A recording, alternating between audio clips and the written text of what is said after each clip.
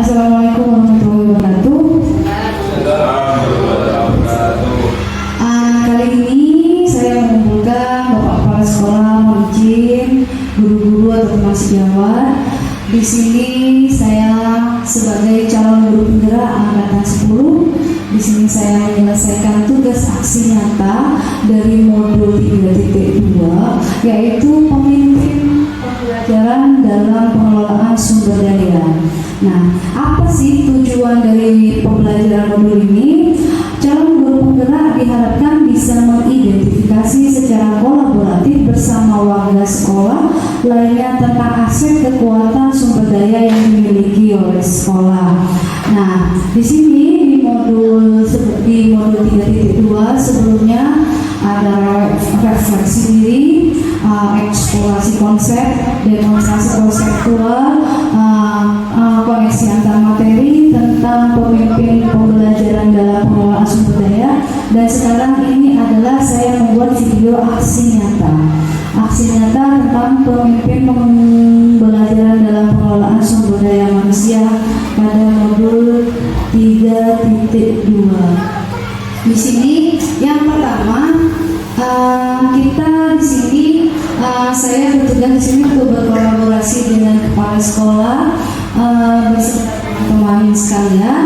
Kami di sini memaparkan identifikasi 7 aset dan pemanfaatannya di sekolah di SD pada Maulu Timur 5 Kabupaten Pamekasan. Nah, yang pertama, apa sih aset yang ada di sekolah kita? Aset ini ternyata ada 7 modal aset, dan aset Yang pertama adalah modal manusia. Jadi kita memiliki aset manusia di sini. Nah, aset manusia di sini adalah kepala sekolah, guru, siswa, pengguna, atau orang tua wali murid, pengurus dan orang tua wali murid. Nah, kepala sekolah di sini adalah sebagai pemimpin dan manajer sekolah untuk menuju perubahan. Jadi, kepala sekolah di sini adalah manajer yang memimpin, yang mengatur segala sesuatu yang ada di sekolah ini untuk menuju perubahan. Jadi, kita itu kan memiliki satu tujuan, pendidikan itu akan dibawa kemana. Nah, di sini kepala sekolah sebagai pemimpinnya atau pemanajernya. Berikut adalah guru. Guru di sini sebagai pemimpin dan manajer di kelas untuk menuntun pembelajaran murid. Di sini guru sebagai pemimpin pembelajaran. Guru merupakan aset yang ada di sekolah.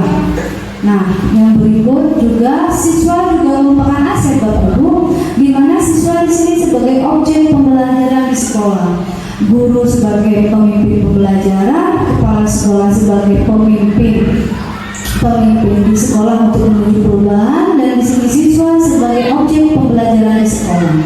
Jadi di sini guru memberikan materi pembelajaran sebagai pemimpin pembelajaran dan muridnya sebagai objeknya. Di sini juga ada pengurus. Siapa pengurus di sini?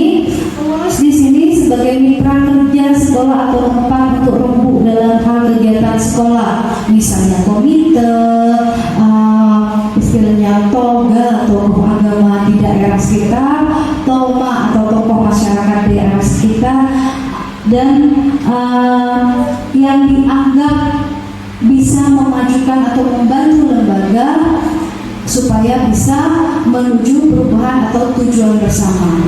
Yang berikutnya adalah orang tua atau murid. Nah, orang tua atau murid itu juga termasuk aset kita. Asetnya karena dia bisa membantu mensosialisasikan program sekolah. Dia juga bisa membantu kita mewujudkan tujuan dari pendidikan kita.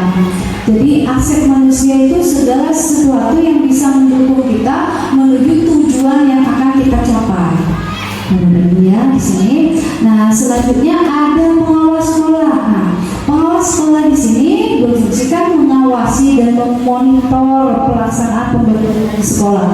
Itu juga merupakan aset. Asetnya di mana kita bisa meminta informasi, bisa meminta masukan, bisa meminta saran dari pengawas sekolah untuk mewujudkan tujuan dari pembelajaran yang ada di sekolah kita, tujuan melakukan perubahan di sekolah kita. Di sini juga ada tenaga administrasi sekolah. Dengan tenaga administrasi itu juga termasuk aset, di mana di sini ada operator, ada penjaga, dan tukang kumpul semuanya, ada satpam biasanya kalau misalnya sekolah-sekolah besar atau berada di pinggir jalan raya. Petugas sekolah di sini, penjaga keamanan sekolah, tokoh masyarakat atau aparat tadi.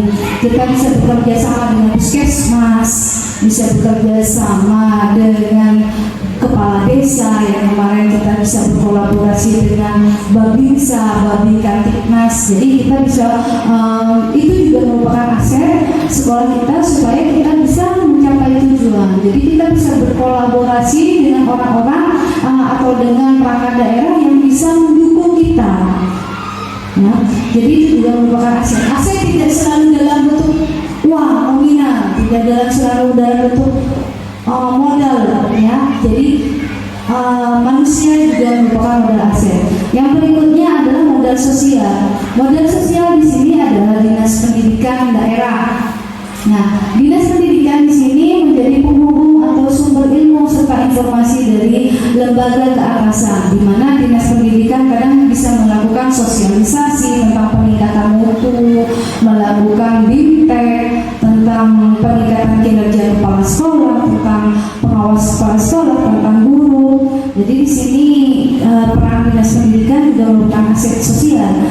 Organisasi kependidikan seperti KKG, PGRI, IGI sebagai wadah peningkatan kompetensi dan advokasi guru. Jadi untuk meningkatkan kompetensi guru di sini, untuk menyediakan organisasi organisasi sebagai wadah ide atau kreativitas guru untuk meluangkan pemikirannya dan kemampuannya supaya bisa ditularkan atau menjadi praktik baik kepada rekan guru.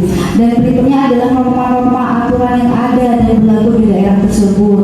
Berikutnya kerjasama dengan puskesmas seperti tadi, memberikan layanan kesehatan kepada murid. Kita bisa melakukan MOU kepada puskesmas. Kita bisa melakukan kerjasama dengan berdalam bentuk MOU atau surat perjanjian, di mana nanti MOU itu bisa dilakukan misalnya meminta petugas puskesmas untuk mensosialisasikan tentang kesehatan 3 bulan sekali misalnya. Itu kalau misalnya kita tidak melakukan MOU atau perjanjian, puskesmas itu hanya datang ke sekolah kita jika ada programnya mereka. Tapi kalau kita mempunyai kerjasama MOU, mereka akan datang jika kita butuhkan. Ya, jadi kalau kita butuh kita bisa mendatangkan. Nah, yang berikutnya adalah kerjasama rapat orang tua, murid dan komite sebagai sarana komunikasi dalam menyampaikan informasi dan sekolah. Nah, jadi kita bisa melakukan rapat dengan komite dan kepala sekolah untuk meningkatkan pembelajaran atau mutu pendidikan di sekolah kita. Kita bisa bekerja sama dengan komite dan orang tua. Di sini orang tua juga merupakan aset. Ya. Yang ketiga adalah modal fisik. Modal fisik di sini, modal fisik ada, kita bisa bangunan sekolah, gedung yang terlihat secara fisik.